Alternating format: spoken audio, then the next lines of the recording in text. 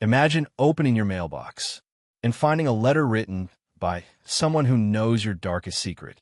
Not just one secret, everything. Your family, your affairs, your daily routine. And at the bottom of the page, I'm watching you. This actually happened in a small American town called Circleville. And what followed was one of the most disturbing unsolved mysteries in American history. The town of Circleville, Ohio, looked peaceful. Quiet streets, small houses, friendly neighbors. The kind of town where everybody knows everybody. Where people wave to each other from their porches. Where kids ride bikes until the streetlights come on. Where Sunday mornings smell like coffee and fresh-cut grass. From the outside, Circleville looked like the safest place in the world. The town of Circleville, Ohio, looked peaceful. Quiet streets, small houses, friendly neighbors. The kind of town where everybody knows everybody. Where people wave to each other from their porches. Where kids ride bikes until the streetlights come on. Where Sunday mornings smell like coffee and fresh-cut grass. From the outside, Circleville looked like the safest place in the world. Secrets, affairs, private conversations that happened behind closed doors. Things nobody else should have known. Things people had never told anyone. And the letters kept coming. Week after week, month after month. Soon, the entire town became paranoid. Because the question was no longer, who received a letter? It became, who's watching us? And no one had an answer. This is the story of the Circleville Letters. A mystery that destroyed families, ended lives, and was never officially solved. A mystery that, to this day, keeps people awake at night. Let's go back to the beginning. To understand what happened in Circleville, you first need to understand what Circleville was. Situated in Pickaway County, Ohio, the town had a population of roughly 13,000 people. It was named after the circular earthworks built by the ancient Hopewell culture centuries before. A town with deep roots. A town that valued tradition. A town where reputation mattered. And in small towns, reputation is everything. People in Circleville knew each other's business. They knew who was struggling financially. They knew whose marriage was falling apart. They knew who was quietly drinking too much. That's the nature of small-town life.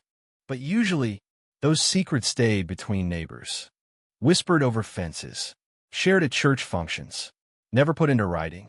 Never weaponized. Until the letters began. The first ones arrived sometime around 1976. Nobody knows exactly who received the very first letter. Because people were ashamed. If you received one of these letters, it meant someone knew something about you. Something embarrassing. Something damaging. Something you had worked hard to keep hidden. So people stayed quiet. They didn't tell their families. They didn't go to the police. They opened the envelope alone, read what was inside, and felt the cold chill of being watched. Because whoever was writing these letters knew things no one else should have known. The handwriting was always similar. Block letters, carefully printed. The tone was always threatening, accusatory, personal, cruel, and the knowledge was always specific. Not vague gossip, not rumors. Specific facts, names, dates, locations, details that could only come from someone who was watching very closely. The town didn't know it yet, but their quiet little world was about to be torn apart. One of the first victims to speak publicly about the letters was a woman named Mary Gillespie. Mary was a school bus driver in Circleville. She was a mother, a wife, and by all accounts, a normal woman living a normal life. But in 1976, she began receiving letters, and these letters accused her of something very specific. They claimed she was having a secret romantic relationship with a local school superintendent, a man named Gordon Massey. The letters were explicit. They described details. They made accusations. And they threatened to expose her publicly if she didn't stop. Mary was shaken, but she said nothing to her husband, Ron. She tried to ignore the letters. She hoped they would stop, but they didn't. The writer became more aggressive, more specific, more threatening. Then Ron Gillespie began receiving them too. Letters addressed to him. Letters telling him what his wife was supposedly doing. Letters designed to destroy their marriage. And then the letters spread further. Mary's neighbors received them. Her co-workers received them. People connected to her in the most distant ways began finding these envelopes in their mailboxes, each one containing carefully written accusations, each one revealing something private, each one signed by no one. The town began to talk, because in Circleville, everyone talked. Some people believed what the letters said. Some people felt sorry for Mary. Some people suspected it was all made up. But no one could explain how the writer knew so much. Mary went to the police. She showed them the letters. She begged for help. Investigators looked into it. But anonymous letter writers are notoriously difficult to track. There were no fingerprints, no witnesses who saw anyone near the mailboxes, no return address, no obvious suspects. The investigation stalled, and the letters kept coming. Meanwhile, the psychological damage was building. Mary started looking over her shoulder. She drove different routes to work. She checked her mailbox with shaking hands every morning, because she knew whoever was writing these letters was watching her, and they were close, very close. As the months passed, Ron Gillespie became increasingly frustrated. He was receiving letters. His wife was receiving letters. His name was being dragged through the town, and nobody was doing anything about it. Ron was the kind of man who didn't sit still when something was wrong. He wanted answers. He wanted to confront whoever was responsible. Then one night in 1977, Ron received a phone call.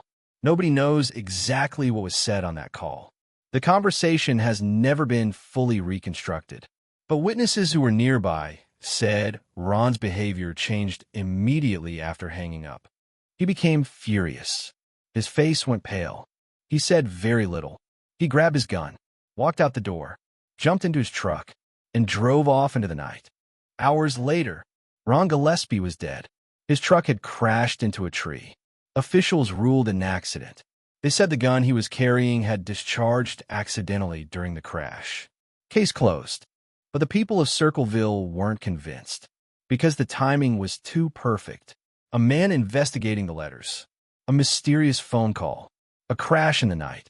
Many residents believed Ron had been lured out of the house, that someone knew exactly how to make him angry enough to leave, knew exactly what to say to get him on the road, and knew exactly what would happen to him. To this day, the full truth about Ron Gillespie's death remains unclear. But what happened next made everything worse. A few days after Ron's death, Mary Gillespie was back driving her school bus route. She was grieving, terrified, alone, and then she saw it. On the side of the road, near her usual route, a sign, not a normal road sign, a handmade sign, and written on it were threats. Threats directed not just at Mary, but at her daughter. Mary stopped the bus. She stepped off. She walked toward the sign, intending to take it down. And then she noticed something behind it. A box. Attached to the box was a gun. Someone had built a trap, a literal booby trap, designed to fire when someone pulled the sign. Police were called immediately. They carefully disarmed the device, and then they examined the weapon. The gun had a serial number. They ran it, and the results shocked everyone. The weapon was registered to a man named Paul Freshour, Mary Gillespie's own brother-in-law. Paul Freshour was Ron Gillespie's brother-in-law. He was married to Mary's sister, Karen. He was a local man, known in the community. And when police showed up at his door, he denied everything. He said he had nothing to do with the letters. He said he had nothing to do with the booby trap. He had no explanation for how his gun ended up rigged to a sign on Mary's bus route. But the evidence told a different story. Investigators began looking more closely at Paul. They examined handwriting samples, and experts concluded that Paul's handwriting was consistent with the letters. Not a perfect match, but consistent enough. Combined with the gun evidence, it was enough to build a case. Paul Freshour was arrested. He was charged with attempted murder in connection with the booby trap. The trial drew enormous attention in Circleville. Everyone had an opinion. Some people believed Paul had been writing the letters for years, that he had some kind of obsession with Mary, that the jealousy or resentment had built up into something violent. Others weren't so sure. Paul continued to maintain his innocence. His lawyers argued the evidence was circumstantial, but in the end, the jury found him guilty. Paul Freshour was convicted of attempted murder. He was sentenced to 7 to 25 years in prison. Circleville let out a long breath. The nightmare was over. The letter writer had been caught. The mystery had been solved, or so everyone thought. Paul Freshour entered the Ohio prison system. Life in Circleville began to return to normal. People checked their mailboxes without fear. Families started talking to each other again. The paranoia slowly began to fade. And then, a new letter arrived. Someone in Circleville opened their mailbox, found a familiar envelope, read the familiar block handwriting, and felt the familiar terror. It was a Circleville letter. Paul Freshour was in prison, and the letters had returned. People told themselves it was a copycat, someone mimicking the original writer. But the new letters contained information, fresh information, details about things that were happening right now. Private details that a copycat couldn't simply invent. And the postmarks on some envelopes came from locations that Paul could not have accessed. Investigators looked into the possibility that Paul was smuggling letters out of prison, that he had contacts on the outside who were mailing them on his behalf. It was possible, but the letters kept arriving with such specific local knowledge, such intimate detail, that many people began to wonder. What if Paul Freshour wasn't the original writer? What if he had been framed? What if the real writer had watched as Paul was investigated and convicted, and stayed perfectly quiet just long enough to let him take the blame? And now, with everyone relaxed, with the case closed, the real writer had started again. The fear returned to Circleville. Worse this time, because now people realized something terrifying. If Paul wasn't a writer, then the real person had been among them the entire time. They had watched the investigation. They had watched the trial. They had watched Paul be convicted. And they had said nothing. Investigators and journalists who dug into the Circleville Letters case over the years uncovered a complicated web of relationships. The accusations in the letters weren't random. They targeted specific people, specific relationships, specific secrets. Some researchers believe the letters were rooted in genuine knowledge, that the writer had direct access to the information they were revealing, not through surveillance, not through guessing, through proximity, through being part of people's lives, which means the writer wasn't a stranger lurking on the edges of town. They were someone people trusted, someone people talked to, someone people invited into their homes. Think about what that means. Every person in Circleville who received a letter had at some point been in the presence of the writer, had shared a meal with them, had told them something private, had laughed with them without knowing what they were truly capable of. That is a level of violation that goes beyond a threatening letter. It means the monster was never hiding in the shadows. The monster was sitting across the table from you. Over the years, various suspects have been named by investigators, journalists, and amateur researchers. Some believe a local woman named Orva Ella May Gillespie was involved. Others pointed to different figures connected to the original victims. But no one was ever conclusively identified as the letter writer. And the letters themselves, those carefully written, block-printed envelopes, were never definitively traced to a single source. Years passed, but the paranoia never fully disappeared. Even after Paul's conviction, even after the letters slowed down, even when nothing new arrived for months at a time. Circleville had been changed. Families stopped trusting each other because the letters had revealed secrets, real secrets. And when a secret gets exposed, even if it's exposed by a cruel, anonymous letter, the damage is done. Marriages fell apart, not because of what the letters falsely claimed, but because of what they accurately revealed. Friends stopped speaking, because some of those letters contain enough truth to make people question everything, to wonder how much their closest friends really knew about them, to wonder what conversations were being repeated. Neighbors became suspicious. Some residents claimed they saw strange vehicles parked outside their homes late at night. Others believed their phones were being tapped. People changed their routines, varied their schedules, kept their curtains drawn. The town had been transformed from a community of trust into a community of suspicion. And that suspicion, once planted, is almost impossible to remove. Because here's the thing about anonymous threats. They don't just attack the person they're aimed at. They attack the entire community around that person. They make everyone wonder, did I receive a letter because someone hates me? Or did I receive a letter because someone is trying to destroy the community itself? In Circleville, many people began to believe the second possibility, that whoever was writing the letters didn't have a specific target. They had a mission, to burn the whole town down from the inside.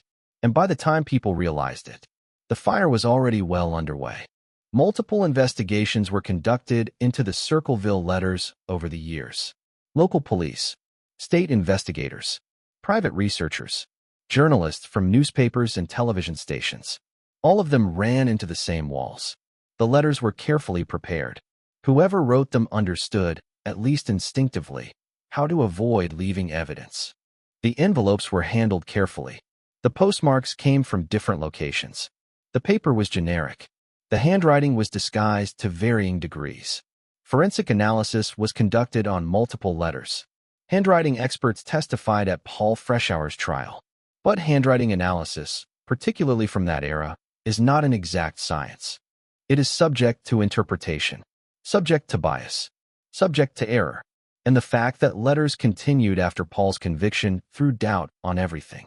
At one point, Paul Freshour himself was interviewed about the ongoing letters. He maintained his innocence. When shown one of the letters that had arrived while he was incarcerated, he made a chilling comment. He reportedly said, "Whoever sent these knows how to cover their tracks." Whether that was a statement of genuine observation or a carefully crafted deflection, nobody could say for certain. The FBI was consulted at various points. Anonymous letter cases are among the most difficult to solve. The only reliable methods involve catching the writer in the act, getting a direct confession, or finding overwhelming forensic evidence. None of those things ever happened in the Circleville case. And so the file stayed open, and the mystery stayed unsolved. So where does the Circleville Letters case stand today? Here is what we know. The letters began around 1976. They targeted multiple residents of Circleville, Ohio. They contained specific, accurate private information.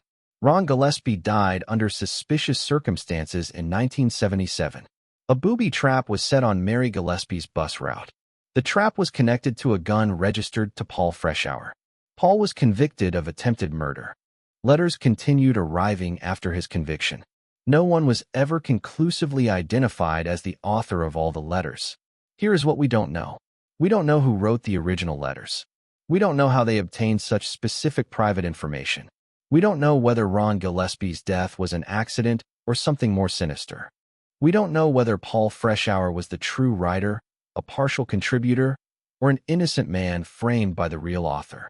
We don't know how many letters were sent in total, because not everyone who received a letter came forward. Many people in Circleville chose silence over exposure. They chose to live with the fear privately rather than invite more attention. And that means the full scope of what happened in that town may never be known. Officially, the mystery was never solved. Some believe Paul Freshour was framed. Others believe multiple people were involved. And some think the writer was someone hiding in plain sight.